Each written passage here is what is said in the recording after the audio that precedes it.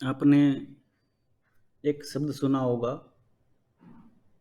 परमाणु विखंडन या न्यूक्लियर रिएक्शन।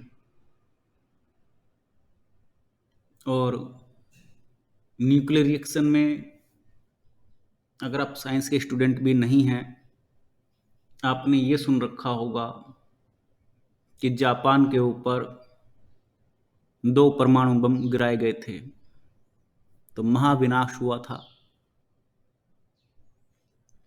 और परमाणु बम जो बनता है उसमें चेन रिएक्शन चलती है कि परमाणु से परमाणु टूटता है और परमाणु से फिर परमाणु टूटता है, लेकिन कभी खत्म नहीं होता और ऊर्जा बराबर बनी रहती है। और कई बार ऊर्जा बढ़ती है और परमाणु से परमाणु की ऊर्जा टूटने में बढ़ती है, बहुत ज़्यादा बढ़ती है।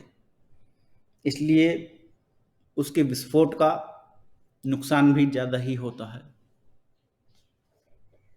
तो हमारे शरीर में भी एक परमाणु छिपा हुआ है और ध्यान का समस्त प्रोसेस यही है कि हम उस परमाणु तक पहुँचें, किसी भी तरह से पहुँचें और उसको हम जागृत करें या देखें या उसका लाभ लें। जो परम एनर्जी है वो एनर्जी है क्या, हम अपने अंतस में जा करके उसको ढूंढना चाहते हैं। ये परमाणु जो है महा एनर्जीवान हमारे शरीर में बिल्कुल उसी कोण पर स्थापित है जैसे कि अंतरिक्ष में पृथ्वी। तो हमारे परमाणु का और पृथ्वी का एक ही कोण है। ये बड़ा अद्भुत और बड़ा ही रहस्यवान है।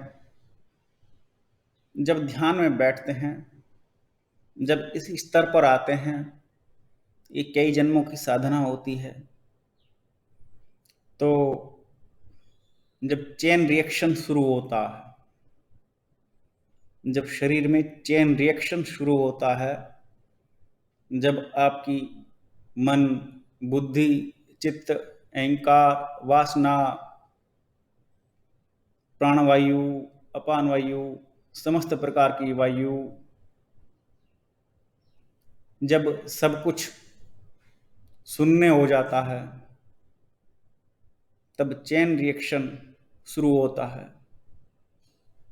आपको मालूम नहीं होता कि कब होने वाला है।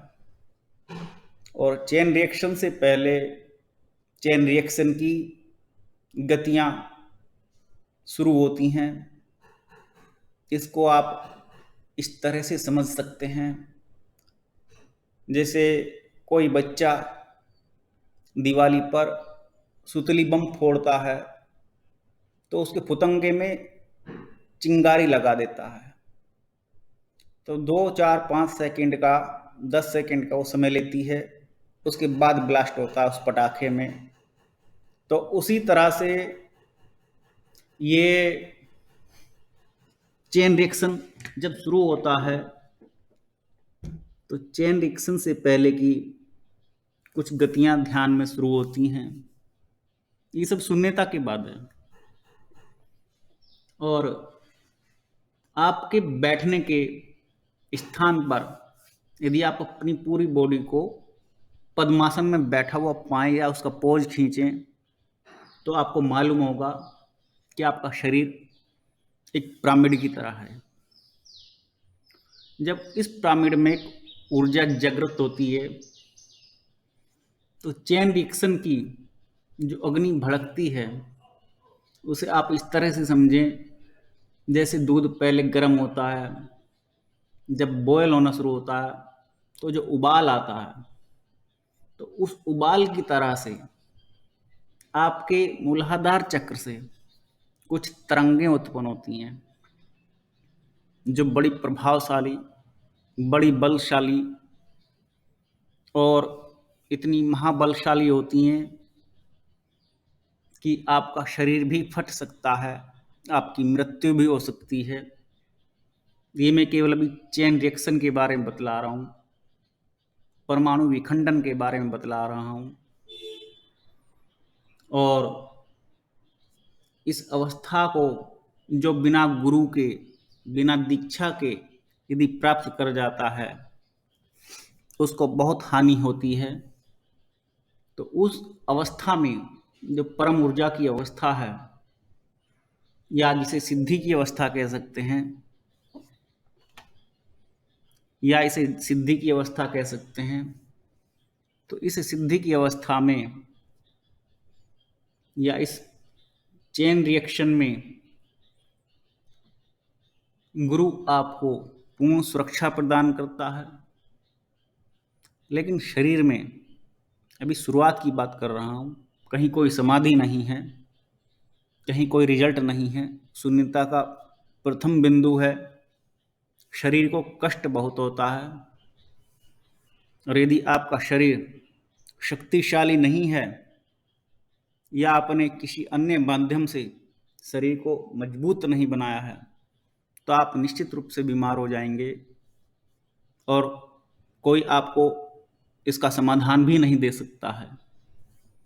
तो ये जो चेन रिएक्शन है, ये हमारी बॉडी में एक स्तर के बाद शुरू हो जाता है।